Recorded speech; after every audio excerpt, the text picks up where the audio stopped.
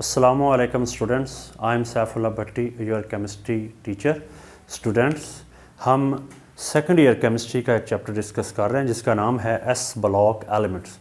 हमारे पास एक tabular form थी जिसे पीरियोडिक टेबल का नाम दिया, उसमें हॉरिजेंटली एंड वर्टिकली एलिमेंट्स को अरेंज किया गया था स्टूडेंट। उसमें हमने डिफरेंट ब्लॉक्स देखे थे S, P, D and F. उसमें जो पहला ब्लॉक था वो एस ब्लॉक था, उसके अंदर दो ग्रुप्स आते थे 1A और 2A। 1A के एलिमेंट्स को स्टूडेंट हमने अल्कली मेटल्स बोला हुआ है, 2A के एलिमेंट्स को अल्कलाइन अर्थ मेटल बोला है। लास्ट लेक्चर में हमने 1A यानी कि अल्कली मेटल्स की अक्रंस की बात की थी, वो कहाँ पे वाक़या होती हैं, कौन से उसके मिनरल्स होते हैं, क्या उनकी रिएक्टिविटी होती है, और वो जो उसके मिनरल्स होते हैं उनके क्या नाम है और वो कहाँ पे एग्जिस्ट करते हैं और किस फॉर्म में पाए जाते हैं। स्टूडेंट वो हमने देखा था। आज का भी उससे मिलता जुलता टॉपिक है, वो है जी अल्कलाइन अर्थ मेटल्स की जो है वो अक्रंस है, कहाँ पे वो पाए जाते हैं उनको हमने देखना है। पेपर पॉइंट ऑफ व्यू से ये इम्पोर्टेंट ही टॉपिक है। ये अक्रंस लॉन्ग क्वेश्चन में भी पूछा जा सकता है, या जो इसके मिनरल्स हैं उनके नाम होंगे तो उनके स्टूडेंट्स फार्मूला लिखने होते हैं। पंजाब बोर्ड्स के अंदर ये शॉर्ट क्वेश्चन की फॉर्म में आए हुए हैं जी। वो पूछेगा कि ये एक मिनरल है, उसका फार्मूला लिखें। तो आइए करते हैं टॉपिक का आगाज़। अक्रंस of the alkali metal. First of all student हमें अल्कलाइन अर्थ मेटल्स का पता होना चाहिए, अल्कली नहीं अल्कलाइन है। वो हमारे पास पीरियोडिक टेबल का जो 2A ग्रुप है वो है जी। इसमें बच्चे आ जाता है बेरिलियम, आ जाता है मैग्नीशियम है, कैल्शियम है, स्ट्रोंटियम है जी, और बेरियम है हमारे पास। आपने याद कैसे करना है, बेटा मांगे कार स्कूटर, बाप राजी, और एंड पे आ जाएगा रेडियम। ये हमारे पास एलिमेंट्स है ग्रुप 2A के। जो RA है, पहले इसको ज़रा देख लें, ये एक रेडियो एक्टिव एलिमेंट है। ये जो है ना, इसकी एक इंटरेस्टिंग बात यह है कि ये रेडियो एक्टिव है, इसकी कोई ऐसा कोई इतनी एग्जिस्टेंस नहीं है, या इसके कोई और या मिनरल्स नहीं हैं। बेरिलियम के डिपॉजिट्स पाए जाते हैं, मैग्नीशियम के हैं, कैल्शियम के हैं, और स्ट्रोंटियम के हैं, और बेरियम के हैं। अल्कलाइन जो मेटल्स हैं, ये अल्कली नहीं है, ये हमारे पास अल्कलाइन है जी। अल्कलाइन अर्थ मेटल जो होती हैं do not found free in nature. ये फ्री नहीं पाई जाती, एलिमेंटल फॉर्म में एग्जिस्ट नहीं करती, क्योंकि बच्चे ये बहुत ज़्यादा जो है ना वो रिएक्टिव होती हैं। रिएक्टिव क्यों होती हैं? इनके वैलेंस शेल में 2 इलेक्ट्रॉन्स होते हैं, इसलिए ये एलिमेंट इलेक्ट्रॉन 2 लूज़ करके डाई पॉजिटिव आयन बना लेते हैं, और बाकी जो नेबरिंग एटम्स हैं उनको अपनी तरफ ये अट्रैक्ट कर लेते हैं। इसलिए ये कैटायन की फॉर्म में क्योंकि पाए जाते हैं मट्टी के अंदर, अर्थ क्रस्ट के अंदर, सॉइल के अंदर कैटायन की फॉर्म में है, इसलिए ये नेबरिंग एटम्स को अपनी तरफ खींचे हुए होते हैं, अट्रैक्ट किए हुए होते हैं। इसलिए ये इलेक्ट्रो पॉजिटिव करैक्टर होने की वजह से, पॉजिटिव चार्ज रखने की वजह से ये आज़ादाना नहीं पाए जाते, फ्री एग्जिस्ट नहीं करते, ये कंबाइंड फॉर्म में पाए जाते हैं। अगर हम एक इसके लिए लफ्ज़ बोलें कि फ्री इन नेचर नहीं है, तो इसका मतलब यह है कि ये कंबाइंड फॉर्म में हमारे पास बच्चे जो है वो होते हैं।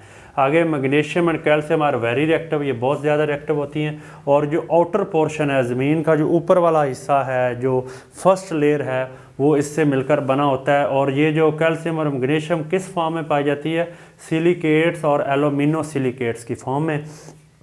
यानी कि कैल्शियम के सिलिकेट्स होते हैं, मैग्नीशियम के सिलिकेट्स होते हैं, और अभी बात की है कि ये कैटाइन्स होते हैं। जैसे सोडियम का भी कैटाइन हो सकता है साथ, यानी कि ये एक साथ इकट्ठे पाए जा सकते हैं। अल्कली का एक एलिमेंट सोडियम है, मैग्नीशियम है, ये डाई पॉजिटिव आयन, ये मोनो पॉजिटिव आयन की फॉर्म में पाए जाते हैं। यानी कि ऊपर पॉजिटिव चार्ज होगा, ये कैटाइन होंगे, साथ वाले पार्टिकल्स को, एटम्स को उन्होंने अट्रैक्ट किया होता है।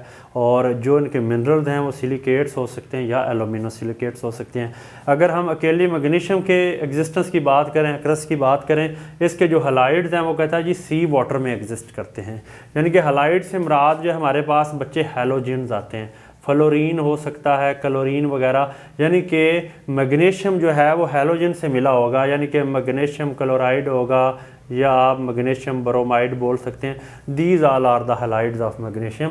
और ये जो समंदरी पानी है, जो समंदर का पानी होता है, वो काफ़ी सॉल्टी होता है, उसमें सॉल्ट्स होते हैं, तो उसमें मैग्नीशियम के साल्ट भी होते हैं।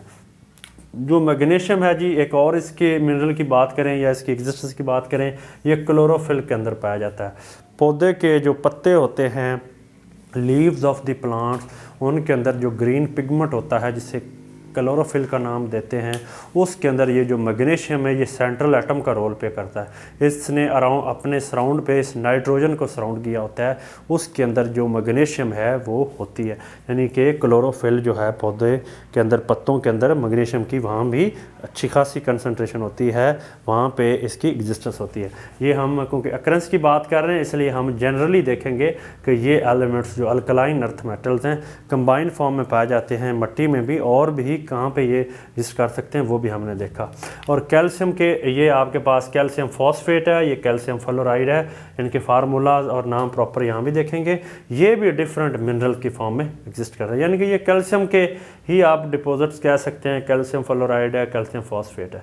उसके अलावा ये हमारे पास जो था जनरली मैग्नीशियम और कैल्शियम के बारे में था, फिर ये मैग्नीशियम की को देखा, अब कैल्शियम को देखा। कैल्शियम जो कहता है जी जो essential constituent of living organisms हैं, जो लिविंग ऑर्गेनिजम्स हैं उनका भी वो कहता है ये एक मेन जुज़ होता है, मेन हिस्सा होता है। जैसे हमारे जो बच्चे टीथ होते हैं, जो दांत होते हैं, ये बड़े हार्ड होते हैं, तो इनके अंदर कैल्शियम होता है। इस तरह बच्चे जो बोन्स होती हैं, जो ऑर्गेनिज़म की हड्डियाँ होती हैं, उनके अंदर भी कैल्शियम होता है। उसके अलावा जो सी शेल्स होते हैं, जो समंदर के अंदर खोल होते हैं, सिपियाँ वगैरह जिसमें होती हैं, वो भी कैल्शियम के बने होते हैं। इसके अलावा जो बच्चे एग्स होते हैं, जो इसका खोल होता है, एग जो है जिसके अंदर से जर्दी मिलती है, तो ऊपर वाला जो खोल होता है वो भी कैल्शियम का बना होता है। दांत भी कैल्शियम के बने होते हैं, हड्डियों के अंदर भी कैल्शियम होता है। तो ये जो है ना नेचुरली तौर पे इसकी एग्जिस्टेंस जो है वो पाई जाती है।